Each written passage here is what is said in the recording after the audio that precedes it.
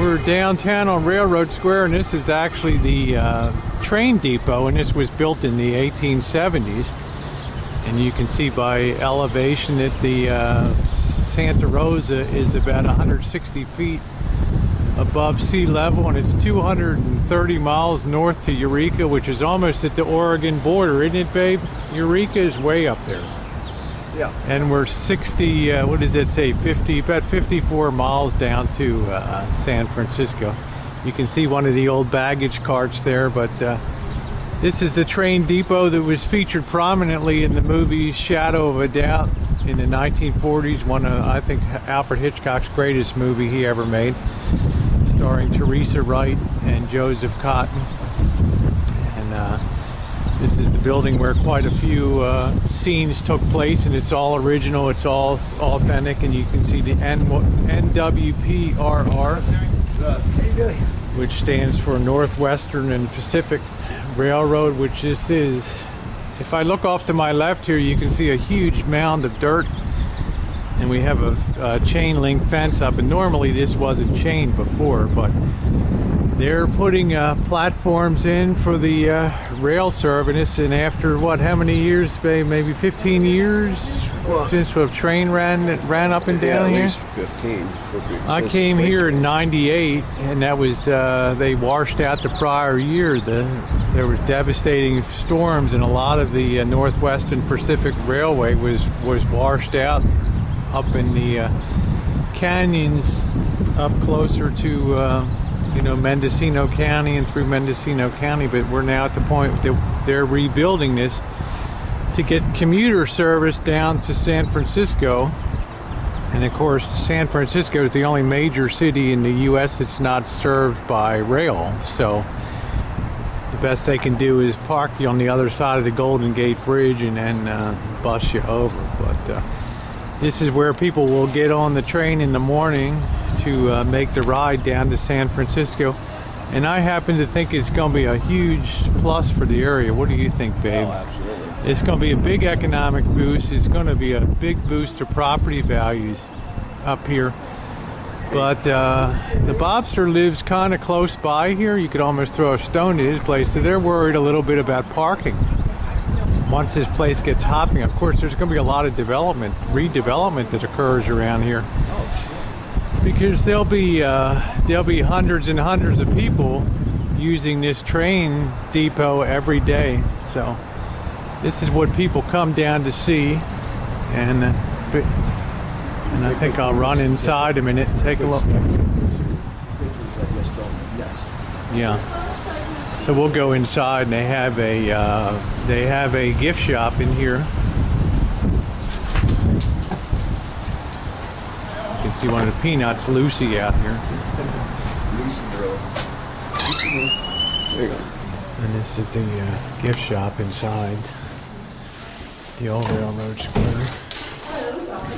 Hi. Do you have any questions?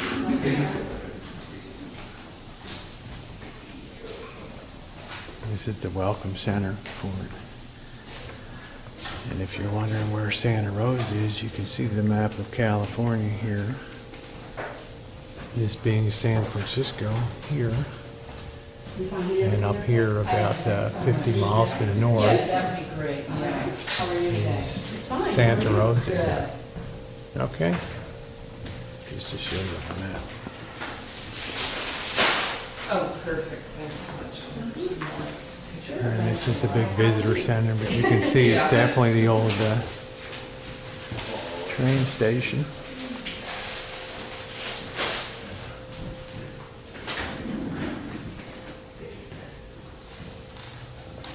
And they do have wineries here, that's for sure. They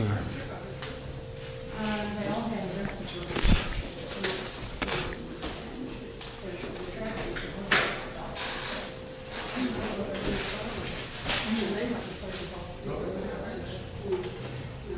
You can see some of the old railroad memorabilia here, and I'm now inside of what would be the ticket selling windows here, where people would come up from the outside where the tracks are and buy their tickets. You can see some employee time tickets here. baggage claim things.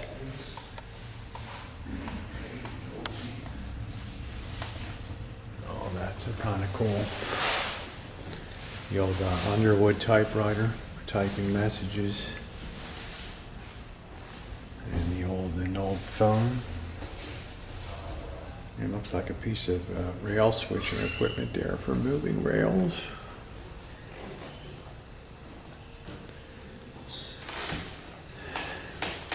This is how, if you want to operate this little model train. But you can see if you come and visit Santa Rosa, which I hope you do, they have a lot of memorabilia here about the steam engines that used to run down here.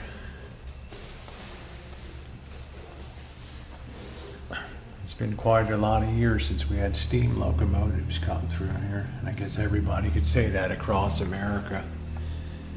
But this was part of the Northwestern and Pacific line. Morse code.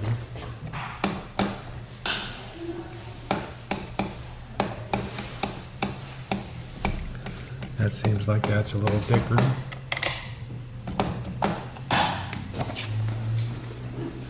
But it's kind of cool. Did you ever know all this stuff was inside here? Oh, I didn't either.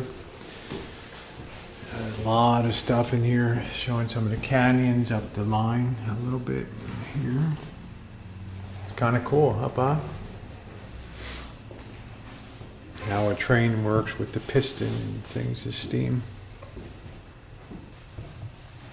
Oh, Al Capone, huh?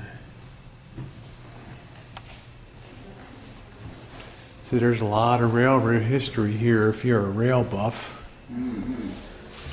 There's a, looks like it's a bond from the Northwestern Pacific Rail Company. Yeah, registered bond. That's where you clip the coupons, $100, $90, $98. Every quarter you would go into the bank and get your coupon clipped, and they would pay you in gold coin for your interest. Really? Yep. That's what these little punch marks are here. Mm-hmm. Every time you go to the bank, like September of '52, you go in, they'll pay you your gold coins, and then they stamp your bonds. So really? You never want to lose that, because anybody could walk in with that and get it. So it's called a bearer bond. So you had to be very careful with that stuff. But a lot of these rail lines went belly up and things. So kind of cool. It looks like they got a conference room over here now. So, oh, it's kind of neat. So there's a lot of memorabilia here. It looks like a little art show going on in here. This nice conference room, isn't it? Did you ever know this conference room was here? No. It's beautiful. I've never been in here. Yeah, look. All the years I lived here, I've never been in here. Yeah, I know. I've been in there before, but I've never been in this deep. So they're having a photo exhibition now. Some photos. I'm imagining they're photos, unless I don't think they're painted, but scenes of the county. So yeah, typical high ceiling in the depot here. But you can see one of the signals for the rails up there. Yeah, I had no idea this is back here.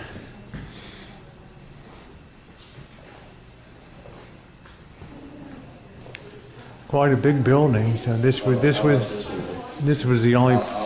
Yeah, I said that, the Al Capone train nearing San Francisco, the special 6 a.m. edition. You know, well, everybody could go out on a meet and greet, right? So. Yeah. Okay, so we'll catch up with you. All right. So if you're down at Railroad Square, this looks like a cool place to visit in here, with lots of the cool gibsters you can purchase and books about the Petaluma and Santa Rosa Railway and all that. Yeah, I talked to Anne. She was here the other day, and she said that you guys left. All right, we're now north of the depot. I'm actually looking south here, and I'm going to turn easterly now, and you'll see across the street another surviving building of the devastating 1906 earthquake, and it's probably, I would say it's probably the most famous hotel in town, wouldn't you, babe? It's a little boutique. Yeah, it's one of the oldest, and it's a boutique hotel, which means it's more expensive for a night there. They still have keys. Yeah, they still have keys to rooms, if you can imagine that, because I guess a year and a half ago we put our friends up here. Janet and the boss came up to visit for the first time, and we put them up here, but it's another building that survived the devastation, and you can see that same stone construction that the Western Hotel had. And this has been the site of some really, really fine dining in town. And it's really a handsome hotel. And what really makes it, for me, you can see the geraniums in the window boxes up there, and that's really a nice touch. And that's something like you might see on a European hotel, to have window boxes with flowers and things. So it's really kind of cool looking up there. And yeah, that's the Hotel La Rose. And if I pan left a little more, you can see another coffee shop. And this is one of the other last surviving stone buildings that weathered the 1906 earthquake. You know, in pretty good shape. And I mean, these buildings are really built. You know, really built to last here. So we'll cross the street here. And yeah, Peanuts is a big thing here, being the home of Charles Schulz, the creator of Peanuts comics for probably 40 years. He lived up here, and the legend lives on of Peanuts and things. So you see a lot of statuary and things around town of that. So it's a very family-friendly place to come visit. And there's places that people hang out all the time. Great coffee shops here, and people working on the laptops and doing all that cool stuff. And there's just a lot of really cool old buildings. Well, you can see that the Jesus Saves, and that's really cool when that lights up at night, the neon. So they take care of a lot of people here. This city's a city that takes care of its own, that's for sure. I think we have a lot of services for homeless people and things. A little further down the street we have a cafeteria, the St. Vincent's Cafeteria. And it's just, I'd say it's a very charitable city as charity goes. There are limits, you know, you certainly don't want areas, and we certainly have our homeless population here, but they tend to congregate under bridges and you know, down by creeks and things like that, and hang around some of the tourist areas for try to hit people up in money. But you can see the other side of the stone building here. So this really defines the main part of Railroad Square, and I think what we'll do now is we'll probably walk up 4th Street and look at some of the shops on Railroad Square, because they're really fun. They have antique shops, and you know, Rosie loves the thrift shops and stuff, so we'll check them out. We're now on the east side of Railroad Square, and a lot of buildings you'll see downtown here have 1906 on the top of them, because rebuilding occurred after the 1906 earthquake. And as I mentioned earlier, per capita, the devastation that the earthquake wrought on Santa Rosa was much more dramatic than that of San Francisco. Unfortunately for San Francisco, they would have survived the earthquake well, but unfortunately the mains and the fire hydrants all went out, and when fire started to erupt in the city, they had no way to combat the fire. And that's what really caused the bulk of the great devastation in San Francisco, was the fire that occurred afterward. But I would say for Santa Rosa, the damage was structural here. I think we just had a much more severe shock on our fault line than they had down there. So we'll cross the street here, and we'll make our way east down 4th Street. And this is where the shops are that I really enjoy seeing. And you can see all kinds of All kinds of wildlife here and cool people. I mean, hell, it's California, right? So, yeah. furniture shops. Bigger and bigger and bigger, so, you know, the fuel mileage goes down. All right. And we've eaten at Omelet Express before when Janet and the boss came up to see some of the furniture stores. Things down here. Old Town Furniture, and it's really a very, very nice street. I would say 4th Street really defines Santa Rosa, wouldn't you, babe? Whether it's on this side or the other side of 101. Yeah, it gives character, it gives flavor to it gives a place for people to come down to. The city does not roll up its sidewalk at night, but if you come down on a Friday and Saturday night, you'll see a lot of people out and about, and even Thursday night and other nights, because there's always something to do down here. Down on 4th Street, so you had to hear a lot of people say, I'm going to hang out on 4th Street tonight. I'm going to go down to 4th Street. So, yeah, it's my favorite. It's one of my favorite places to come in town. That's for sure. So, we'll make our way up here. Got a lot of art shops, framing places. This is actually a hospice to thrift shop. We're still on 4th Street there. This is the first place that Bobby and I went on a pretty fancy date. Jack and Tony's restaurant and whiskey bar. And if you guys have figured the Rosie girl would be at the whiskey bar, right? But this was a pretty cool kind of restaurant. And here we had a very high ceiling. Used to be, I guess, a warehouse building or something like that. But we had fun here. Had a good time. Brings back memories for me, babe. Jack and Tony's whiskey bar. Yep. Yeah, a lot of memories. Hi, Rosie. All right, well, we're gonna get one more film clip done, and that concludes our day tripping about Railroad Square in the heart of western downtown Santa Rosa. Okay, we've worked up a hell of an appetite now, right, babe?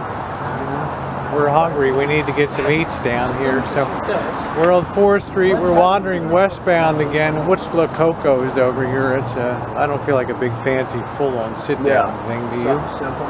Just something simple. Well, what is that right there? La Coco's. Yeah, that's Italian. I don't think they're even open yet. So like a sandwich shop or something like that. I don't know if Omelet Express is open for lunch. We could just go in there. Yeah. If you feel like it, you know. I want something small and simple, but this is good. All right, we'll go into Omelet Express then, and we'll get us something to eat. Here we are. Get her done. Don Taylor, the unofficial mayor of Santa Rosa. This is his place. Not sure what time they're open. Still open?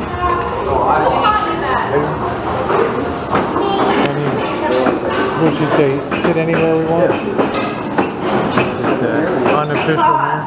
Sit around the other side there, the kitchen area. There's a very busy kitchen in there.